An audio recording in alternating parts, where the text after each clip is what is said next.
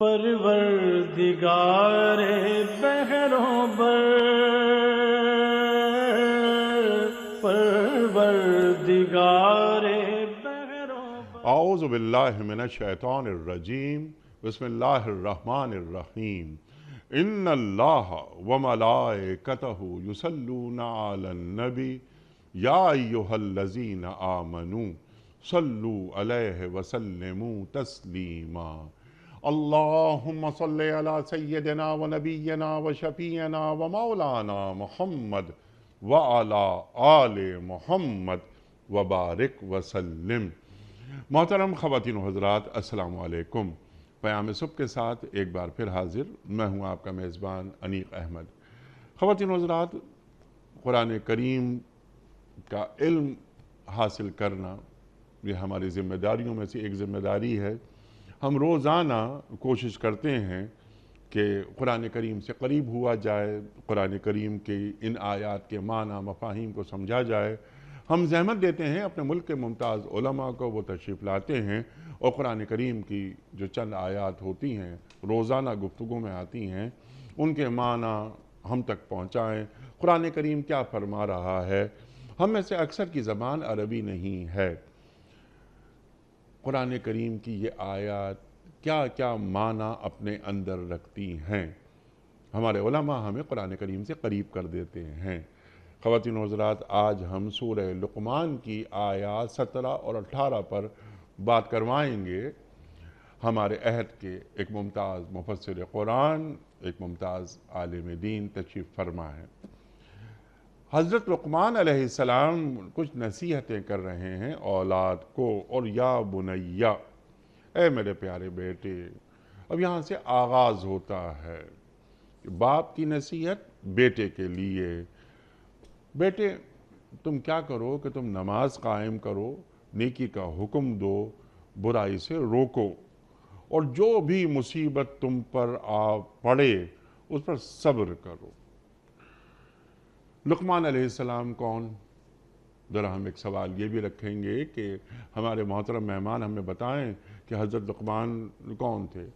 ظاہر ہے وہ نبی نہیں تھے۔ تو لقمان علیہ السلام کا جو خاندانی پس منظر ہے وہ کیا ہے؟ ان کی جو سوانح عمری ہے وہ کیا ہے؟ حکیم تھے، ان کی باتوں میں حکمت و دانائی موجود ہوتی تھی۔ کہاں سے انہوں نے سیکھی یہ حکمت و دانائی وغیرہ وغیرہ؟ وہ کیا فرماتے ہیں وہ بھی ہم گفتگو میں رکھیں گے۔ حضرت لقمان مزید گفتگو فرما رہے ہیں کہ بیٹے، لوگوں سے منہ پھیر کر بات نہ کرو، نہ زمین میں اکڑ کر چلو۔ اللہ کسی خود پسند اور فخر جتانے والے کو پسند نہیں کرتا۔ خواتین و حضرات، آج ہم کیا کر رہے ہیں؟ اور کیا آج کا باپ اپنی اولاد کو نصیحتیں کرتا ہے اور کر رہا ہے کہ دیکھو بیٹے، زندگی گزارنے کے آداب کیا ہوتے ہیں؟ یہ ہمارا دین ہمیں تعلیم کرتا ہے۔ قرآن کریم میں اللہ تعالیٰ فرما رہا ہے۔ خواتین و حضرات، سیکھیں گے محترم مفتی احمد عفنان صاحب سے۔ احمد عفنان صاحب، خواتین و حضرات، ہمارے ملک کا ایک جانا مانا نام ہے۔ مفتی احمد عفنان صاحب ایک صاحب نگاہ آدمی ہیں۔ آپ نے مغرب میں بھی تعلیم حاصل کی، پاکستان میں بھی تعلیم حاصل کی۔ خواتین و حضرات، عہد کا لمز آپ کی گفتگو میں فارغ التحصیل ہیں آپ جامعۃ الرشید سے۔ مفتی احمد عفنان صاحب کو خوش آمدید کہتے ہوئے پروگرام کا آغاز اللہ تعالیٰ کے بابرکت نام سے۔ اعوذ باللہ من الشیطان الرجیم، بسم اللہ الرحمن الرحیم۔ یا بنی اقم الصلاة وأمر بالمعروف وانہ عن المنکر واصبر على ما أصابك إن ذلك من عزم الأمور ولا تصعر خدك للناس ولا تمش في الأرض مرحا إن الله لا يحب كل مختال فخور صدق اللہ العظیم۔ بیٹا نماز قائم کر، نیکی کا حکم دے، بدی سے منع کر، اور جو بھی مصیبت بھی پڑے اس پر صبر کر۔ یہ وہ باتیں ہیں جن کی بڑی تاکید کی گئی ہے۔ اور لوگوں سے منہ پھیر کر بات نہ کر، نہ زمین میں اکڑ کر چل۔ اللہ کسی خود پسند اور فخر جتانے والے شخص کو پسند نہیں کرتا۔ خواتین حضرات، محترم مفتی احمد عفنان صاحب کی خدمت میں اس سے پہلے کہ ہم رکھیں آج کے پروگرام کے حوالے سے پہلا سوال کہ حضرت لقمان کون تھے، اس سے قبل کل کے پوچھے گئے سوال کا درست جواب اور آج کا سوال آپ کی خدمت میں۔ کل کا سوال ہمارا یہ تھا کہ مردوں کو زندہ کرنے کا معجزہ کس پیغمبر کے پاس تھا؟ درست جواب حضرت مسیح علیہ السلام کے پاس۔ آج کا سوال نوٹ فرما لیجئے، ترتیب نزول کے حساب سے قرآن کریم کی پہلی سورت کون سی ہے؟ ترتیب نزول کے حساب سے قرآن پاک کی پہلی سورت کون سی ہے؟ سورہ علق یا سورہ انعام یا سورہ فاتحہ؟ جو درست جواب آپ سمجھتے ہوں روانہ فرمائیے۔ ہمارے فون نمبرز ہیں 0092213452709۔ ہمارا دوسرا فون نمبر ہے 0092213400980۔ ہمارا ای میل ایڈریس ps@duniatv.tv۔ ہمارا SMS کا نمبر 3031 اور ہمارا واٹس ایپ کا نمبر ہے 009232182509194۔ حضرت ارشاد فرمائیے، والد، اور والد بھی کون؟ حضرت لقمان۔ اللہ اکبر، نصیحتیں ہو رہی ہیں، بیٹے کی تربیت ہو رہی ہے۔ لقمان علیہ السلام کون ہیں؟ لقمان علیہ السلام کی کیا پس منظر ہے؟ ارشاد۔ بسم اللہ الرحمن الرحیم۔ رب یسر ولا تعسر وتمم بالخیر وبک نستعین رب زدنی علما۔ لقمان علیہ السلام کا تذکرہ قرآن مجید میں بڑا نادر ہے۔ قرآن مجید میں اللہ تعالیٰ کی عادت ہے کہ اللہ تعالیٰ دلائل نقلیہ بیان کرتے ہیں، یعنی جو پرانے بڑے لوگ ہیں ان کی نقل سے اللہ سمجھاتے ہیں کہ دیکھو دنیا میں جو بڑے بڑے کامیاب لوگ تھے، انبیاء تھے، اولیاء تھے، حکماء تھے، انہوں نے کیا بات کی، اور تم اگر اس طرح کی بات کرو گے تو تم کامیاب ہو جاؤ گے۔ چند جگہ اللہ تعالیٰ نے اولیاء کا تذکرہ کیا ہے، ورنہ اللہ تعالیٰ علماء کا تذکرہ کرتے۔ ایک آدھ جگہ بادشاہ کا تذکرہ کیا ہے اللہ نے، ذوالقرنین کا۔ یہ بڑے نادر لوگ تھے جن کی باتیں اللہ کو اتنی پسند آئیں کہ اللہ تعالیٰ نے ان کو قرآن کا حصہ بنا دیا۔ اب وہ کس بلند پائے کے لوگ ہوں گے کہ نبی بھی نہیں ہیں لیکن ان کی باتیں ایسی ہیں کہ اللہ تعالیٰ نے بہت سے نبیوں کی باتوں کو ذکر نہیں فرمایا لیکن ان کی باتوں کو ذکر فرمایا۔ وہ باتیں کتنی سونے کی ہیں۔ اچھا، لقمان، ان کی بارے میں مختلف روایت میں مختلف باتیں آئیں کون تھے، تو یہ اکثر جو روایت میں غلام تھے، اور غلام تھے، اور ان کی کوئی شکل و صورت وجاہت اس لحاظ سے بھی کوئی بڑے آدمی نہیں تھے، نہ کوئی سٹیٹس بڑا، نہ کوئی مال بڑا، کچھ بھی نہیں تھا۔ اور حکیم جو اللہ نے فرمایا نا، وَلَقَدْ آتَيْنَا لُقْمَانَ الْحِكْمَةَ، وہ ہمارے حکیم سے لوگ سمجھتے ہیں کہ وہ خمیرہ گاؤ زبان بنا کے دیتے تھے، ہمارے حکیم اس کو کہتے ہیں۔ حکیم سے مراد قرآن و حدیث کی اصطلاح میں اور پرانی اصطلاح میں بھی حکمت والا، مین آف وزڈم۔ اور آپ یہ دیکھیں کہ اللہ سبحانہ وتعالیٰ وزڈم کسے کہتے ہیں، تو اللہ کو ان کی وہ باتیں اتنی پسند آئیں، اور پھر یہ ادا کہ اپنے جو آپ نے ارشاد فرمایا کہ اپنے بیٹے کو نصیحت کر رہے ہیں، یعنی یہ قرآن مجید میں باپ کی بیٹے کو نصیحتیں جو ہیں چند ایک جگہ پر ہیں۔ ابراہیم علیہ السلام کی اپنے بیٹوں کو ہیں، یہاں پر ہے نوح علیہ السلام کی اپنے بیٹے کو، چند ایک جگہ باپ کی بیٹے کو نصیحت ہے کہ بڑا اہم، تو یعنی اس کو ہم کہہ سکتے ہیں پیرنٹنگ کا موضوع۔ اس لحاظ سے یہ آیات اور لقمان علیہ السلام کی جو نصیحتیں ہیں یہ قرآن مجید میں ایک بڑی نمایاں رول رکھتی ہیں۔ جی سبحان اللہ، سبحان اللہ۔ اور لقمان علیہ السلام بکریاں چرا رہے ہیں، اللہ اکبر، اچھا رنگ سیاہ ہے، لوگ مذاق اڑا رہے ہیں، تو لقمان علیہ السلام ان سے یہ فرماتے ہیں کہ اچھا تم میرا مذاق اڑا رہے ہو، میرے نقش کا مذاق اڑا رہے ہو، یا نقاش کا مذاق اڑا رہے ہو۔ اللہ اکبر، اللہ اکبر۔ لوگوں نے پوچھا ان سے کہ تم یہ حکیمانہ باتیں، یہ لقمان تم کیسے کر لیتے ہو غور و فکر سے؟ اللہ اکبر، غور و فکر سے، امانت داری سے، اور تیسری چیز آپ نے فرمائی فضول گوئی سے پرہیز کرتے ہوئے۔ میں فضول باتیں نہیں کر رہا، غور و خوض کرنا، امانت داری، اللہ اکبر، اور فضول باتوں سے دور رہنا۔ اللہ تعالیٰ نے حکیم بنا دیا جو آپ نے وزڈم واضح کر دی۔ اور اللہ کیا فرما رہا ہے کہ جسے ہم نے حکمت عطا کی فقد اوتی خیرن کثیرا، اسے ہم نے خیر کثیر سے نواز دیا۔ خیر حکمت ہمارا موضوع ابھی نہیں، ورنہ میں آپ سے سوال لگتا کہ علم میں اور حکمت میں کیا فرق ہے۔ اچھا اب ذرا سا آگے بڑھتے ہیں۔ نصیحت کر رہے ہیں لقمان علیہ السلام بیٹے کو۔ پہلی نصیحت نماز قائم کرنی ہے۔ نماز کی اہمیت ہماری زندگی میں اور ہماری اولاد کی زندگی میں، ارشاد۔ اچھا اس ساری آج کے موضوع کو نا میں پیرنٹنگ کے پرسپیکٹیو سے لے کے چلوں گا، اچھا کہ گویا کہ اب ہم اپنے بچوں کو نصیحت کریں، اب ہم نے کیا کرنا ہے۔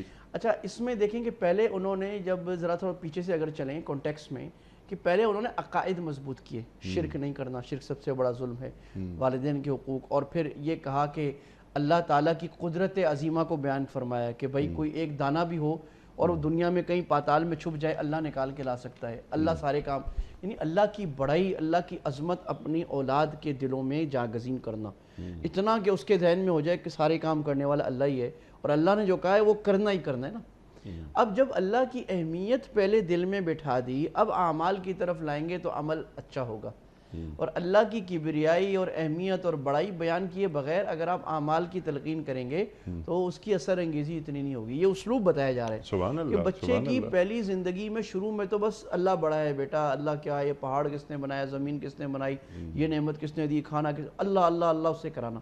اس کے بعد بیٹا اب جب وہ بڑا ہو رہے، مکلف ہونے کے قریب آ رہے، اب اس کو اچھا اب یہ پہلی چیز جو ہے وہ نماز، اقیم الصلاۃ، اور حدیث میں بھی جیسے مشہور آئے گا کہ پہلا سوال جو ہوگا قیامت میں وہ نماز کا ہوگا۔ اللہ کے نبی فرما رہے ہیں کہ مومن اور کافر کے درمیان فرق کس چیز کا ہے؟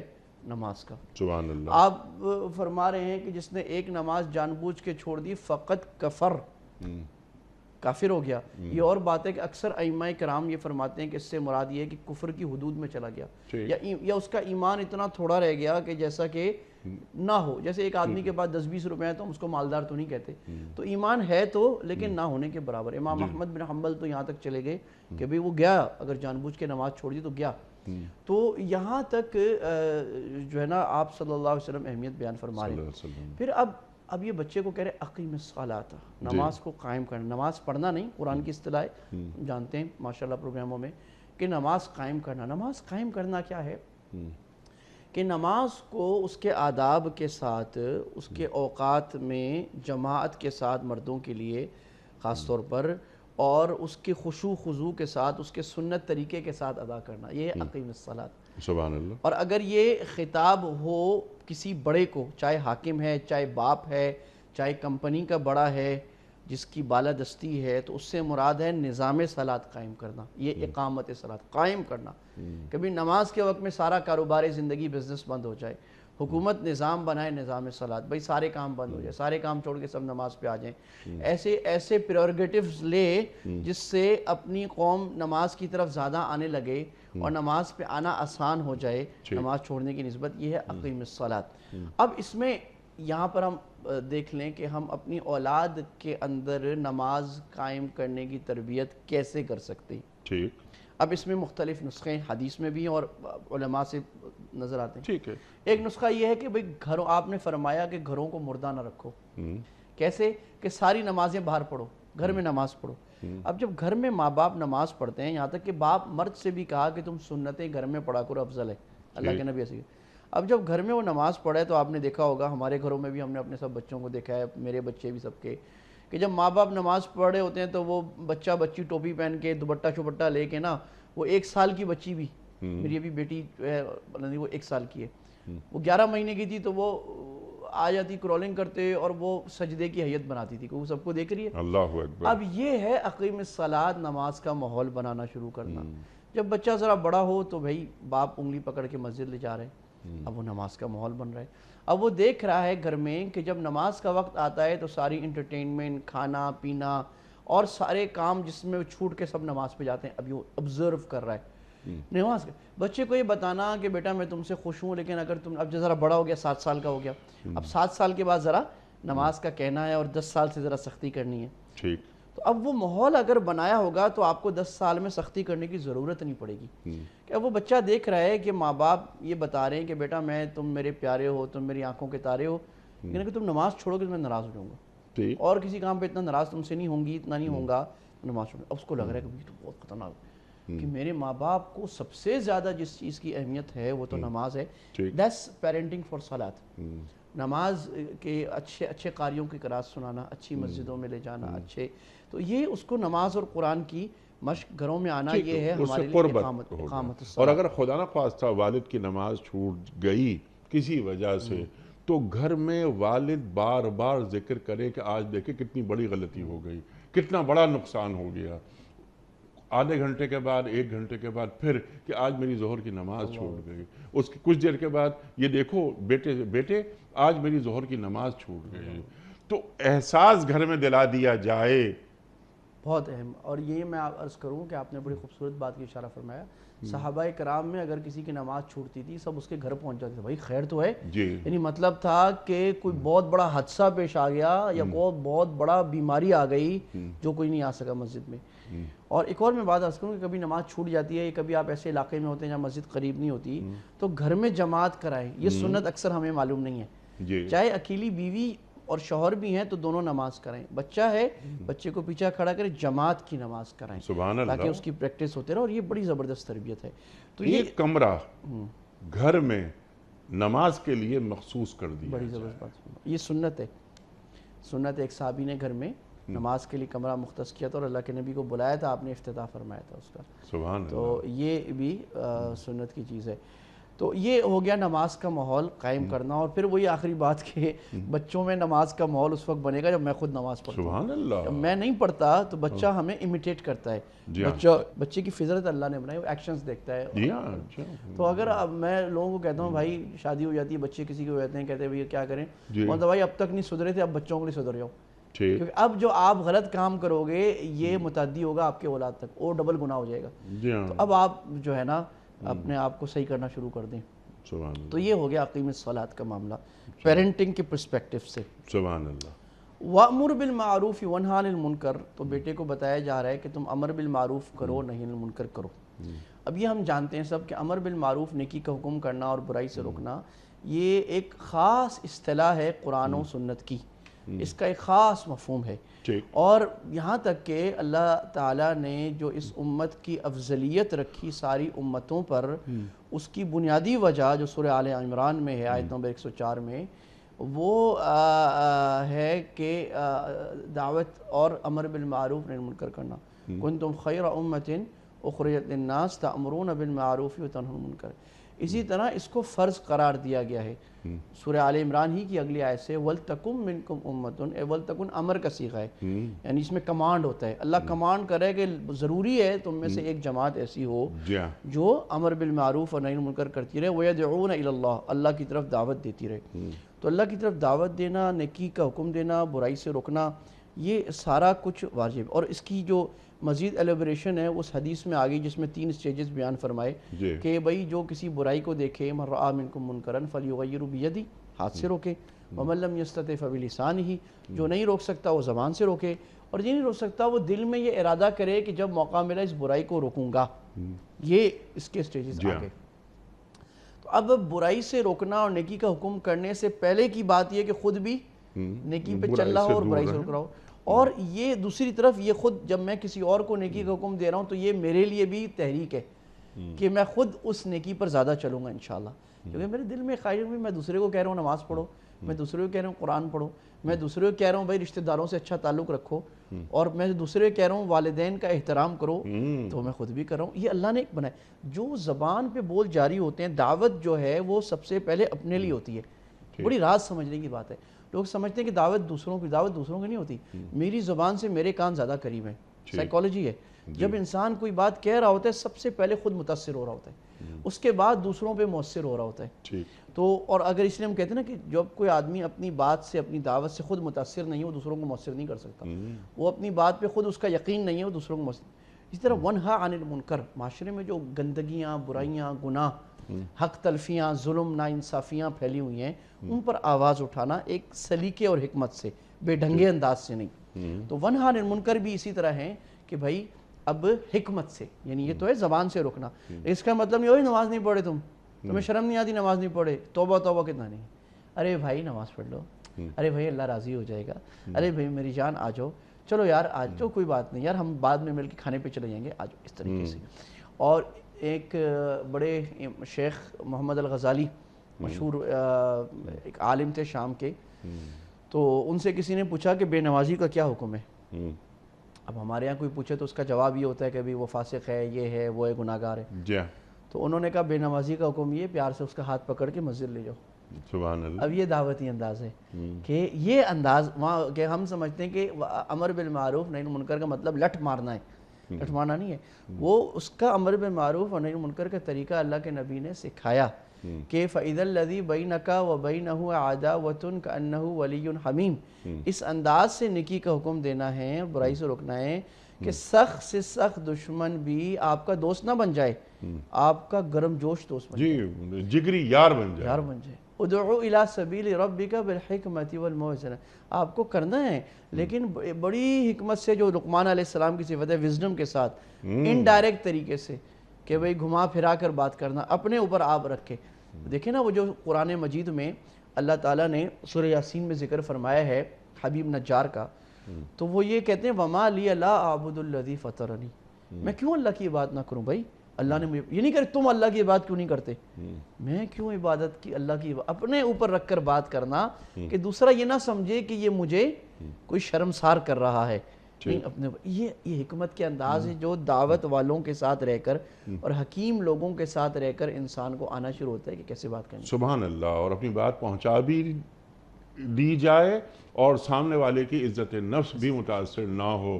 سرکار دو عالم صلی اللہ علیہ وآلہ وسلم نے کیا ایک مرتبہ بھی کسی صحابی کی کسی بات پر اعتراض اس کا نام لے کر کیا؟ بالکل نہیں کیا. کبھی نہیں. آپ کی عادت تھی کہ عمومی بات فرماتے. عمومی بات کہ آج کل لوگوں کو کیا ہو گیا ہے، اگر کسی صحابی سے کوئی شکایت، یعنی اس کا عمل، کہ آج کل کیا ہو گیا ہے لوگوں کو کہ لوگوں نے اپنے بڑے مکانات بنانے شروع کر دیے ہیں. بلکہ اگر نام لیا بھی تو کیسے انداز سے. میں ایک مثال دوں. جی ایک ارشاد. صحابی کا ذکر ہے اللہ کے نبی کے سامنے، آپ نے کہا وہ بڑا پیارا آدمی ہے عمر رجل، بس اگر رات کو اٹھا کرے نا تہجد میں اور پیارا ہو جائے گا. کیا یہ بات. کیا انداز ہے. سبحان اللہ. یعنی ٹوک بھی دیا جی. اور تعریف کر کے ماشاءاللہ کر کے.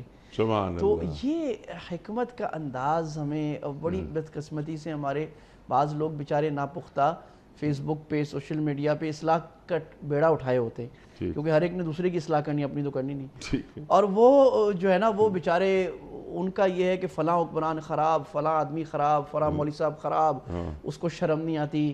تو بھئی یہ تو آپ کو شرم آنی چاہیے کہ آپ نے پہلے سیکھا ہی نہیں دین کو پہچانا. پہلے آپ خود تو سیکھیں کہ دین پھیلانا کس طرح. اگر میں آپ کو تانا دوں، آپ کو برا بھلا کہوں، آپ تو صحیح ہوتے بھی نہیں ہوں گے. اور یہ ہمارے ڈاکٹر محمود غازی صاحب ایک بڑی کمال کی بات فرمایا کر، بلکہ وہ کیا سارے سلف صالحین یہ بات فرماتے تھے کہ تعییر سے کبھی اصلاح نہیں ہوتی. یعنی کسی کو آر دلانے سے، کسی کو شرم ذلیل کرنے سے کسی کی اصلاح کبھی بھی نہیں ہوتی، وہ اور اپنے غلطی پہ پختہ ہو جائے گا. تو یہ ایک بڑی سیکھنے کی بات ہے کہ انبیاء علیہ السلام جو ہیں ان کو ان کی قوم ان کو بڑے گندے جملے کہتی تھی، تم پاگل ہو، تم بیوقوف ہو، ایسے. تو وہ کہتے تھے یا قومی لیس بی سفاہۃ. یہ نہیں کہتے تھے تم بے وقوف، تمہارا باپ بے وقوف.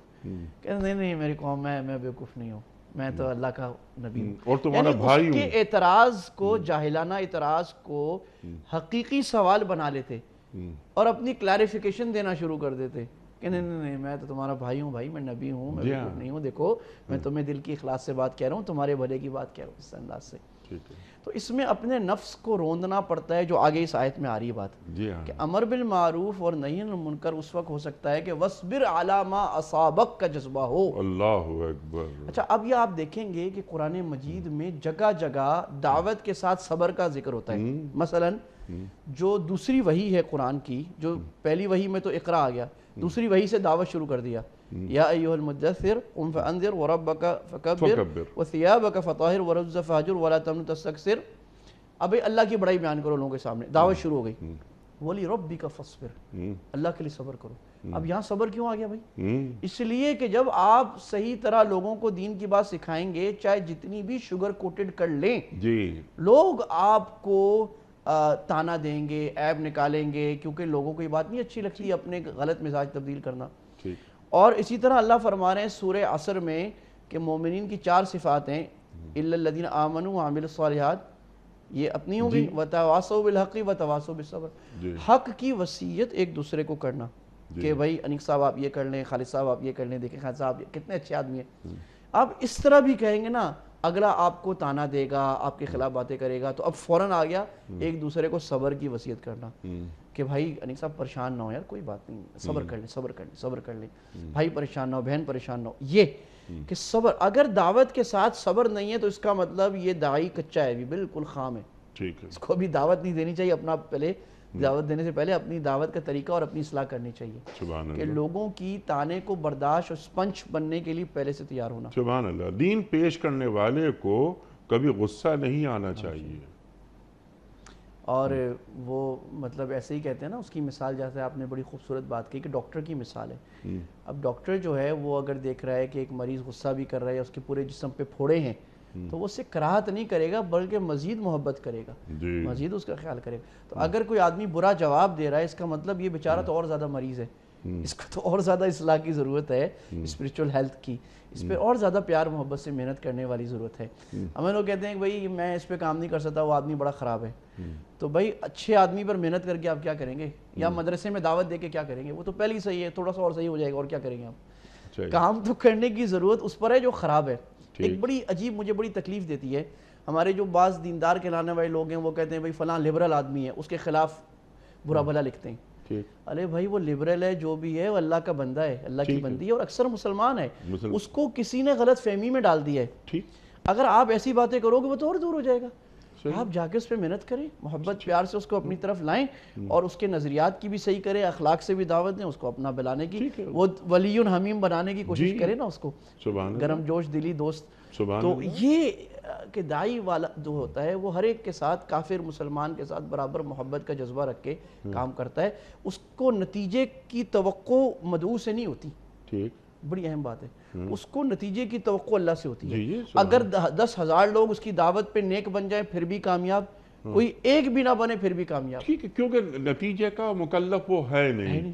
دین تو پروسیس اورینٹیٹڈ ہے، ریزلٹ اورینٹیٹڈ نہیں ہے۔ اللہ اکبر، بس یہ کام کرنا ہے، دین کا پیغام پہنچانا ہے۔ فذکر ان الذکر تنفع المؤمنین، بس نصیحتیں کرتے جائیے، اور یہ نصیحتیں اہل ایمان کو فائدہ دیتی ہیں۔ قرآن کریم فرما رہا ہے نا، نتیجہ وہ اللہ کے ہاتھ میں ہے، لیکن اس کا ایک پرکشش انداز ہو دین پیش کرنے کا، دین سے قریب کرنے کا۔ اور دیکھو مجھے کچھ حاصل نہیں ہو رہا، میرا کوئی مفاد نہیں ہے اس میں تمہاری ہی بھلائی چاہتا ہوں۔ سبحان اللہ۔ اچھا اس میں ایک بات پیرنٹنگ کے پرسپیکٹیو سے میں نے جنرل بھی ہے پیرنٹنگ، جی ایک طریقہ یہ کہ آپ کا بچہ ہے، آپ کا ماتحت ہے، آپ کسی جانتے ہیں، وہ 5 کام صحیح کرتا ہے، 10 غلط کرتا ہے۔ اب ہمارے یہاں کیا ہوتے ہیں، مائیں خاص طور پہ یا عام لوگ بھی، اس کے غلط کام پہ تمہیں شرم نہیں آتی تم نے غلط کام کیا؟ بھائی اس نے اگر 2 کام بھی صحیح کیے نا، آپ ان 2 کاموں کی اتنی حوصلہ افزائی کریں، یہ حکمت ہے کہ وہ اتنا بڑا ہو جائے کہ اس کو لگے اچھا یار یہ میں کوئی اچھا ایک کام کر لیا اتنی میری ہوتی، وہ اس کام کو ملٹیپلائی کرے۔ اگر آپ اس کو کہیں گے نا غلط کاموں کو ہی پوائنٹ آؤٹ کریں گے اور بیچارے کے اچھے کاموں کو آپ دبا دیں گے، وہ اچھے کام کرنا چھوڑ دے گا۔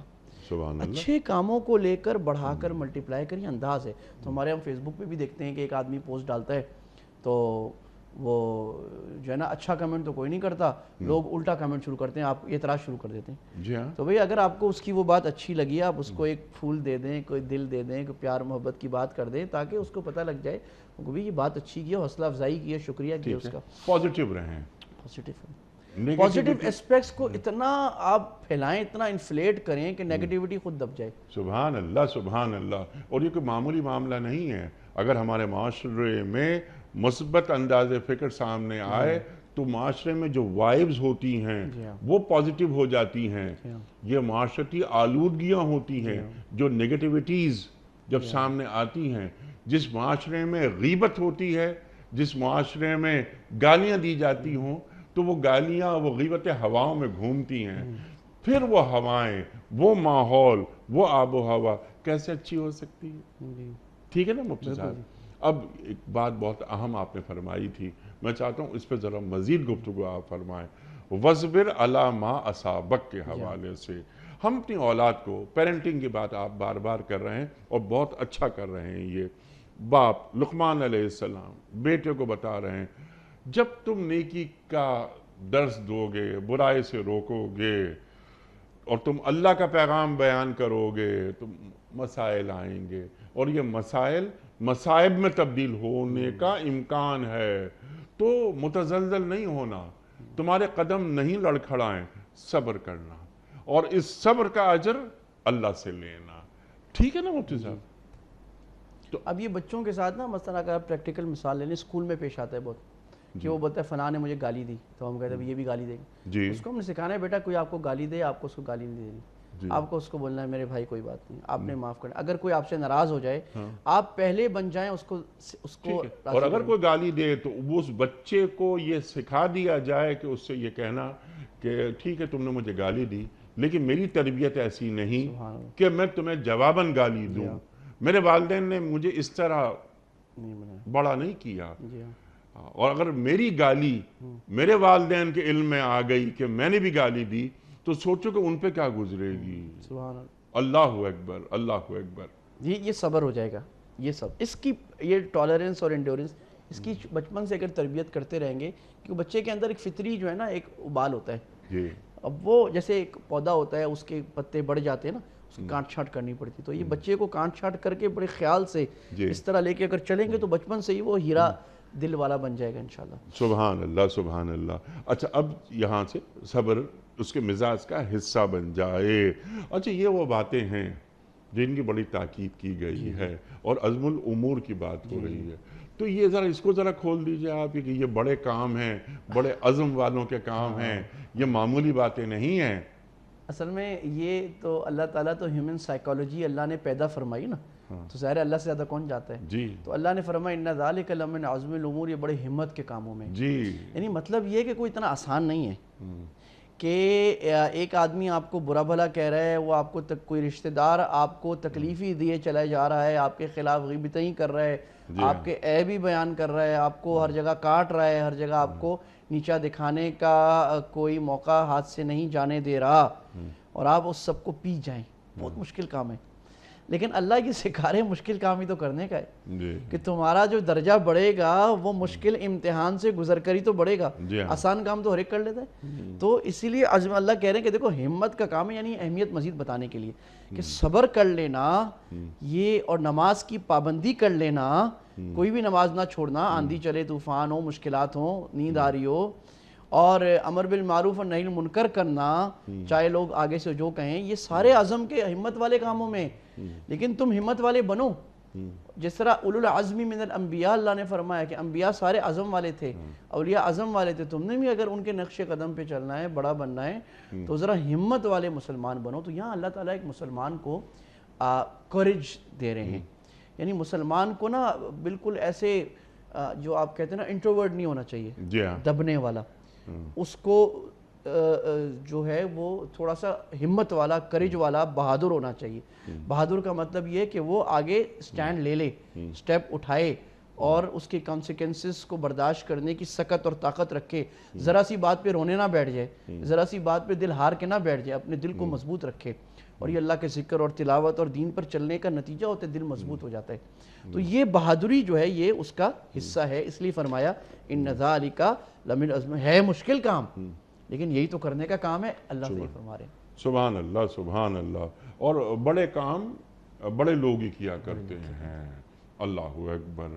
اچھا، لوگوں سے منہ پھیر کر بات نہ کرو، یہ بھی اللہ تعالیٰ نے فوراً، تکبر نہیں، سر جھکا کے رکھنا ہے، اور نہ کسی بھی قسم کی کوئی اپنے میں بڑائی اور فخر کہ میں کیونکہ اچھے کام کر رہا ہوں، نیکی کو پھیلا رہا ہوں میں، تو میری سطح ذرا بلند ہے آپ سے۔ ہمارے معاشروں میں کیا کچھ ہو رہا ہے، یہ جو تکبر تقویٰ ہوتا ہے، یہ جو خبط عظمت، اس کے بارے میں دین کیا کہتا ہے؟ بڑھیا بات۔ اچھا، اس میں اللہ نے تکبر کی 3-4 علامتیں بیان کی ہیں، اس کو ذرا تفصیل سے کر لیتے جی ہیں۔ ایک تو اپنا گال پھلا کے بات کرنا، ٹھیک، یا اس کو ہمارے بعض لوگ کہتے ہیں میں یہ کر رہا تھا، میں یہ منہ کھول کے نا میں نے یہ کیا، میں نے یہ کیا، وہ میں ہی ہو رہا ہوتا ہے۔ تو ہمارے ایک صاحب بزرگ تھے، ان کے سامنے ایک دوسرے، وہ مجھے خود بتا رہے تھے، بلکہ کہتے ہیں کہ میں جب نیا نوکری پہ لگا، میں نے اپنے سینئر کو کہا میں یہ کر رہا تھا، میں یہ کر رہا تھا، میں، تو انہوں نے کہا اچھا میں تو سمجھا آپ انسان ہیں، آپ تو بکری نکلے۔ تو یہ جو ہے نا منہ پھلا کے بات کرنا کہ ہر وقت اپنے آدمی عشق میں مبتلا ہو، جس کو نرگسیت کہتے ہیں کہ میں تو جی بڑا، یہ میں تو بڑا، یہ اس سے اللہ منع فرما رہے۔ اور تسائر خدک، منہ پھلا کے بات کرنا، ولا تمشی فی الارض مرحا، زمین پہ اکڑ کے چلنا۔ اچھا، یہ تکبر کی ایک ظاہری حیت ہے کہ یوں کر کے آدمی چل رہا ہے نا، جیسے پتہ نہیں میں زمین پھاڑ دوں گا، یا میں پتہ نہیں وہ 30 مار خان آ گیا ہوں۔ اور لا يحب كل مختال فخور، ایک تو بتایا دیکھو اللہ محبت نہیں رکھتا، جس عمل سے اللہ محبت نہیں رکھتا وہ عمل کتنا گندا عمل ہے، تو اللہ اس کی اہمیت۔ مختال کہتے ہیں کہ خود اپنے عشق میں گرفتار، عجب میں مختال۔ فخور اس بڑائی کو دوسروں پر جتانے والا بھی ہو، کہ میں بڑا ہوں تم چھوٹے ہو۔ تکبر کا اصل میں تعریف یہ ہے کہ انسان اپنے آپ کو ایسا بڑا سمجھے کہ اپنے مقابلے میں دوسروں کو ذلیل سمجھے، اور اس سے پہلے عجب شروع ہوتا ہے کہ پہلے اپنے آپ کو بڑا سمجھنا شروع کرتا ہے۔ تو اللہ تعالیٰ نے نبی صلی اللہ علیہ وسلم کو جو سب سے اچھا اپنے لیے لقب پسند آیا، وہ کیا لقب ہے؟ وہ عبد کا لقب ہے نا، یعنی سب سے بڑا اللہ نے اپنے نبی کو جو اعزاز دیا ہے وہ معراج پہ دیا ہے، اور وہاں اللہ فرمانے سبحان الذی اسریٰ بعبدہ، اللہ اپنے غلام کو لے گیا۔ اور اللہ کے نبی بھی فرما رہے ہیں کہ اللہ نے کہا کہ بادشاہ نبی بننا ہے، غلام نبی، تو وہی جبریل آئے، اللہ کے نبی فرما رہے ہیں میں نے غلام نبی بننا ہے۔ اللہ کے نبی کو اپنے لیے جو لقب پسند تھا وہ غلام کا پسند تھا، عاجز کا پسند تھا، کہ ایک دن کھاؤں ایک دن پیوں، غلام رہوں، اللہ کو شکر ادا کروں۔ تو یہ ہمبلنس جو ہے، تکبر کا خاتمہ، یہ اب اصل تو دل کی چیز ہے کہ دل کے اندر بڑائی آتی ہے، لیکن اس کے کچھ ظاہری مظاہر ہیں۔ تو اللہ کہہ رہے ہیں ان ظاہری مظاہر سے جب تم بچو گے تو تمہارے دل کے اندر تواضع، اس کے مخالف تواضع ہے، ہمبلنس، اپنے آپ کو نیچے سمجھنا، چھوٹا سمجھنا، اللہ کا بندہ سمجھنا، عام انسان سمجھنا، عام مسلمان سمجھنا، یہ اس مظاہر سے تم بچ جاؤ گے، فخر ہونا، بڑا ہونا، چھوٹا ہونا۔ اچھا، اب اس کو اگر ہم تھوڑا سا دیکھیں تو بڑی بدقسمتی کی بات ہے کہ یہ جو جس کو ہم اگر ہم اس کو سوشلی کہیں نا، class parities, class disparities, class distinctions, یہ ہمارے ملک میں سب سے زیادہ ہیں۔ اور وہ تکبر کے مختلف لیول آپ کہہ لیجئے، ایک لیول ہے لاکھ روپے والا، ایک 10 لاکھ والا، وہ اس کے ساتھ نہیں بیٹھے گا، 10 لاکھ والے کے ساتھ کروڑ والا نہیں بیٹھے گا، کروڑ والے کے ساتھ 10 کروڑ والا نہیں بیٹھے گا۔ اور یہ آپ جب پاکستان میں ایئرپورٹ پہ نازل ہوتے ہیں نا، آپ کو نظر آنا شروع ہو جاتے ہیں۔ یعنی آپ دنیا میں کہیں سے گھوم کے آئیں، آپ ملیشیا، ٹرکی، مغربی ممالک، کہیں بھی کسی بھی اچھے ملک سے آ جائیں، آپ کو داخل ہوتے ساتھ کلاس ڈسٹنکشن نظر آئے گی۔ ہر آدمی کو شوق ہوگا میں لائن توڑ کے آگے جاؤں۔ کیوں توڑا ہے لائن؟ تکبر ہے، یہ سمجھتا ہے میں کوئی چودھری ہوں اور باقی کم انسان ہے، میں بڑا تھا، میں لائن توڑوں گا، اور میں پیسے دے دلا کے کچھ کر کے میں آگے لائن توڑ لوں۔ میرے لیے 2 ملازم کھڑے ہوں، نہیں کھڑے ہیں تو میری عزت میں کمی آ رہی ہے۔ میرے پیچھے میرا سامان کوئی اور اٹھائے، میں اٹھاؤں گا، میری عزت۔ دنیا میں سامان آپ کو پتہ ہے وزیر اعظم بھی خود اٹھاتا ہے اپنا۔ اب یہ دیکھیں دنیا نے، وزیر اعظم اٹھاتا ہو یا نہیں اٹھاتا ہو، دین کا تقاضا یہی ہے۔ نہیں، مطلب یہ ہے کہ ہمارے پاس دین بھی ہے، عقل بھی ہے، اس کے باوجود ہم عمل شریعت کے مطابق نہیں کر سکے۔ غیر قوموں نے ان چیزوں کو محض عقل سے، جو اللہ تعالیٰ نے عقل فطرت سلیمہ دی، اسی سے سمجھ لیا کہ یہ کامیابی کے گر اور کامیابی کی صفات ہیں۔ کہ بھائی میرا باورچی بھی میرا انسان ہے، میں بھی انسان ہوں، وہ بھی اللہ بنتا ہے، میرا ڈرائیور بھی، وہ بھی میرے ساتھ بیٹھ سکتا ہے. اللہ نے مجھے بڑا بنا دیا تو کوئی بڑی بات نہیں ہے, میں بھی اپنے ہاتھ سے کام کر سکتا ہوں, میں بھی کسی کی خدمت کر سکتا ہوں, میں بھی آگے بڑھ سکتا ہوں.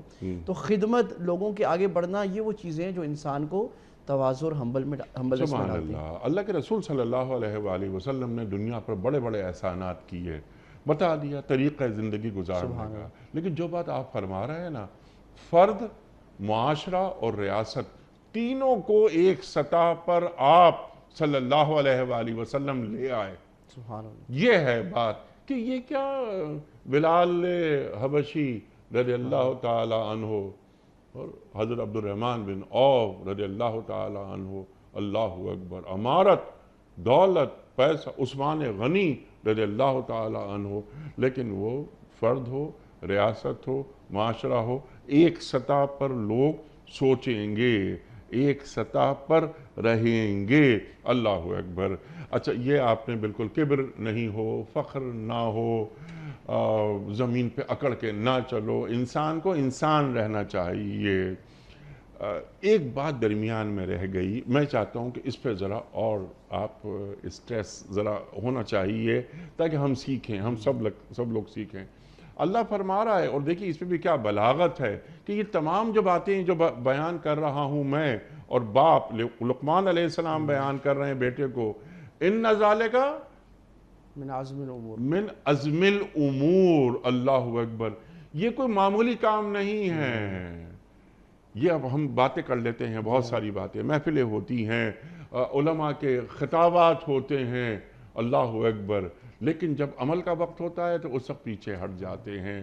یہ چھوٹی چھوٹی باتیں ہیں, یہ چھوٹی چھوٹی, حالانکہ زندگی بڑے امتحان بھی لیتی ہے کہ یہاں نماز قائم کرنا, نیکی کی بات کرنا, بدی سے روکنا, اور لوگوں سے منہ پھیر کے بات نہیں کرنا. سرکار دو عالم صلی اللہ علیہ وآلہ وسلم کی حیات مبارکہ میں مفتی صاحب کوئی ایک موقع بھی ہے کہ آپ صلی اللہ علیہ وآلہ وسلم نے کسی بھی شخص کی بات کو پورا نہ سنا ہو؟ سبحان اللہ, بالکل نہیں. یہاں تک کہ آپ جاتے تھے, کوئی بوڑھی عورت آ جاتی اور آپ کا ہاتھ پکڑتی, جب تک وہ بات پوری نہ کر لیتی اور تو آپ صلی اللہ علیہ وسلم اس سے اعراض نہ فرماتے, اس کی پوری بات سنا کرتے تھے. اور بچہ آ جاتا تو اللہ کے نبی صلی اللہ علیہ وسلم بچے کے ساتھ بات پوری کرتے. اصل میں آپ نے جو بات فرمائی نا, ایک ہوتا ہے ریچولز کہ نماز پڑھنا بڑی بات ہے, چلیں قرآن پڑھنا, لیکن اس میں کیا ہوتا ہے, جب آپ نے قرآن پڑھ لیا اب ختم ہو گیا. یہ جو ایٹیٹیوڈز ہیں نا, اس کو ہم اخلاق کہتے ہیں, یہ سب سے مشکل ہوتا ہے. اور انبیاء کا سب سے زیادہ زور دو چیزوں پہ لگا ہے, ایمان بنانے میں اور اخلاق بنانے میں. سبحان اللہ. بہت, کیونکہ اخلاق 24 گھنٹے کی چیز ہے, باقی چیز 1 گھنٹہ 2 گھنٹہ کر کے آپ فارغ ہو گئے. یہ بہت مشکل ہے, اور یہ سوشل ایٹیٹیوڈز ہیں, اور یہ اس وقت ہمیں, ہماری قوم کو گھن کی طرح کھائے گئے ہیں کہ ہمارے سوشل اخلاق جو اللہ کے نبی صلی اللہ علیہ وسلم والے تھے, صحیح بات یہ ہے وہ زمین پہ آ گئے. ہماری کوئی ویلیو نہیں رہی, ہماری ایتھکس نہیں رہی, ہمارے اخلاق نہیں رہے, اور یہ پوری دنیا اس کو مان رہی ہے, اور ہم پوری دنیا کے سامنے شرمسار ہیں. کہتی ہیں آپ کی تو کوئی قومی ویلیو نہیں رہی ہے, اتنی نہیں رہی ہے, آپ کیا ایک دوسرے کو ادھیڑے ہوتے ہیں, اور آپ کس قسم کی باتیں کر رہے ہوتے ہیں. یہ نبوی اخلاق کی بات ہے کہ بھئی ہمارے علماء کو بھی چاہیے, ہمارے لیڈران کو بھی چاہیے, ہمارے حکمرانوں کو چاہیے. حکمران کیا کرتا ہے دنیا کے ہر اچھے ملک میں, وہ ایک ایسا انوائرمنٹ بناتا ہے جس سے لوگ ایکویلٹی پہ رہیں, انسان کو انسان بنا کے رکھتے ہیں, ایکویلٹی کا انوائرمنٹ بناتا ہے, امیر امیر تر اور غریب غریب تر کو ہونے سے بچاتا ہے, لوگوں کو اللہ کا بندہ بنا کے سکھاتا ہے, ہر آدمی کو خود کام کرنا سکھاتے ہیں. تو کیا ایک انوائرمنٹ یہ حکمرانوں کے ذمہ ہے کہ وہ ایک انوائرمنٹ بنائے, باپ گھر میں انوائرمنٹ بنائے کہ بچہ تکبر میں نہ پڑے. مثلا چھوٹی سی بات ہے, ملازم اچھے گھروں میں ہوتے ہیں, ہمارے ہر جگہ ہوتے ہیں, تو میں کہیں دیکھتا ہوں کہ وہ 8 سال کی بچی ہے, بچہ ہے, وہ نوکرانی کو بول رہی ہے, ملازمہ کو بول رہی ہے جو پانی لے کے آؤ. میں بہت سخت ناراض ہوں, میں کہ کیا کر رہے ہو آپ, والدین کو کہتا ہوں, اس کو آپ کہہ رہے ہو یہ نوکر کو کہے, چاہے آپ کے پاس پیسے ہیں 50 نوکر رکھنے کے, لیکن یہ آپ کیا اس کو خراب کر رہے ہیں. آپ اس کو بولیں بیٹا آپ انسان ہو, آپ کو ہر کام خود کرنا ہے. ملازم گھر کے بڑے کاموں کے لیے آپ کے لیے نہیں رکھے ہوئے, آپ کو خود دودھ ڈالنا ہے, آپ کو خود پانی لے کے آنا ہے, خود چیزیں لے کے آنی ہے, دوسروں کو لے کے آنا ہے. اب یہ بہت بڑی بات ہے. عزم الامور اللہ اس لیے فرما رہے ہیں کہ آپ جو ہم جس کو چھوٹا سمجھ رہے ہیں کہ یار ذرا سی بات کسی سے ایسے کر دی, ذرا سی بدتمیزی, کیا ہو گیا, نہیں کیا نہیں ہو گیا, پورا دین برباد ہو گیا. پرورش, کنٹرول کرنا. آپ نے جو بات فرمائی نا, بچہ, چھوٹا بچہ, اگر ہمارا بچہ ہمارے ماحول میں اگر وہ کسی بڑے گھر کا مالی اعتبار سے بڑے گھر کا بچہ ہے، وہ 10-15 ہزار روپے اگر خرچ کر رہا ہے تو کوئی مسئلہ نہیں ہے، اس نے پیسے خرچ کر دیے، پیسے ہوتے ہی اسی لیے ہیں۔ آپ نے بھی پڑھا ہوگا، ہم نے بھی پڑھا، بل گیٹس، اس کی بیٹی اسکول جاتی رہی، ایک برگر کھانے کے پیسے اسے ملتے تھے، دوسرا برگر وہ نہیں کھا سکتی تھی۔ کیا بل گیٹس اسے پیسے نہیں دے سکتا تھا؟ لیکن پیرنٹنگ، کنٹرول رکھنا اولاد کے اوپر کہ یہ جو پیسے ہیں یہ یوں ہی نہیں آ جاتے۔ ہمارے پاس عام گھروں میں کیا ہے کہ چلو کوئی بات نہیں یار، یہ کماتے ہی اسی طرح ہیں۔ تو یہ جو تکبر کی بات، یہ جو گالوں کو پھلا کے بات کرنا، زمین میں اکڑ کے چلنا کہ گویا ہم پہاڑوں کو گرا دیں گے یا ہم پہاڑوں کے برابر ہو گئے۔ آپ نے بات فرمائی تھی ابھی، اس پہ پروگرام ختم کرتے ہیں کہ، اور کیا عجیب ایک مجھے واقعہ یاد آیا، آپ نے فرمایا کہ اس عورت کے ساتھ، عورت نے آپ کو روکا اور آپ نے اس سے بات کی، پوری بات سنی اس کی۔ سرکار دو عالم صلی اللہ علیہ وآلہ وسلم نے، ایک پاگل عورت نے سرکار دو عالم صلی اللہ علیہ وسلم کے راستے میں روکا آپ کو اور آپ سے باتیں شروع کر دی۔ صحابہ میں سے کچھ نے کہا کہ سرکار دو عالم صلی اللہ علیہ وسلم، یا رسول اللہ یہ تو پاگل عورت ہے، اب اس کی بات کیا؟ تو چلیے آگے۔ تو کیا جواب دے رہے ہیں؟ اس پاگل عورت کی بات محمد نہیں سنیں گے تو کون سنے گا؟ سبحان اللہ، صلی اللہ علیہ وآلہ وسلم۔ اللہ، یہ ہے وہ اخلاقیات۔ لاسٹ منٹ مفتی صاحب ارشاد فرمائیے، ایک کام، سب سے پہلا کام کیا کرنا چاہیے امت کو؟ حضرت لقمان علیہ السلام کی اس ساری نصیحتوں کی روشنی میں یہ سب سے پہلے تو یہ فکر ہو کہ ہم نے اپنی اولاد میں قرآن و حدیث کی صفات ڈالنی ہے، اور وہ ڈالنے کا طریقہ بڑا حکیمانہ ہونا چاہیے جو لقمان علیہ السلام کا تھا۔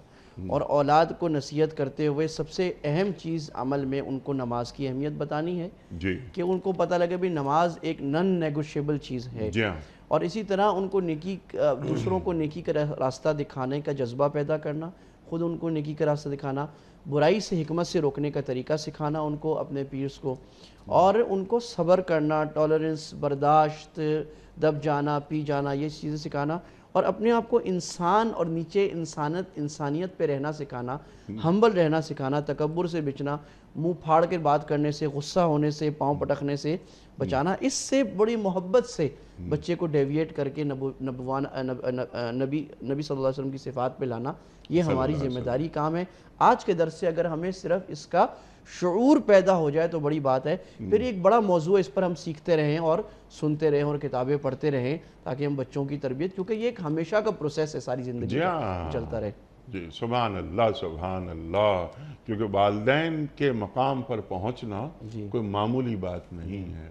اللہ تعالیٰ نے اولاد جیسی نعمت ہمیں دی تو ذمہ داریاں بھی ہم پر نافذ کر دیں کہ یہ تمہاری ذمہ داریاں ہیں کہ تم اولاد کو امتی بناؤ، انہیں بتاؤ کہ تم امتی ہو، کس کے امتی ہو۔ مفتی صاحب آپ کا بڑا شکریہ، بہت ممنون آپ تشریف لائے، اور جس طرح آپ سے ہمیشہ سیکھتے ہیں آج بھی ہم نے بہت سیکھا۔ خواتین و حضرات، وقت یہاں مکمل ہوا ہمارے آج کے پروگرام کا۔ آخری مراحل، کوئز۔ کل کا سوال ہمارا یہ تھا کہ مردوں کو زندہ کرنے کا معجزہ کس پیغمبر کے پاس تھا؟ درست جواب حضرت مسیح علیہ السلام کے پاس۔ آج کا سوال نوٹ فرما لیجئے، ترتیب نزول کے حساب سے قرآن کریم کی پہلی سورت کون سی ہے؟ سورہ علق، سورہ انعام یا سورہ فاتحہ؟ جو درست جواب آپ سمجھتے ہوں روانہ فرمائیے۔ ہمارے فون نمبرز ہیں 00922134527 ہمارا دوسرا فون نمبر ہے 0092223400980 ہمارا ای میل ایڈریس ps@dunyatv.tv ہمارا SMS کا نمبر 3031 اور ہمارا واٹس ایپ کا نمبر ہے 0092321825019 وقت قرآن اندازی کا۔ محترم مفتی احمد عفنان صاحب نے ایک پرچی نکالی اور آپ اعلان فرما رہے ہیں آج کے ونر کے نام کا۔ آج کے ونر ہیں محمد عمران قریشی صاحب، نارتھ کراچی۔ محمد عمران قریشی صاحب کراچی سے۔ آپ کی خدمت میں دنیا ٹی وی کی جانب سے دینی کتب پر مشتمل گفٹ ہیمپر آپ کے گھر روانہ کیا جا رہا ہے۔ آپ کو بہت بہت مبارک ہو۔ پیام صبح کا اختتام ہوتا ہے روزانہ ایک قول پر، اور وہ قول ہوتا ہے صاحب نہج البلاغہ امیر المومنین حضرت علی مرتضیٰ کرم اللہ وجہہ کا۔ آپ فرماتے ہیں کہ بے گھر وہ ہے جس کا کوئی دوست نہیں۔ سبحان اللہ سبحان اللہ۔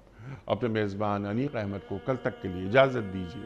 خدا حافظ۔ پروردگار بحر و بر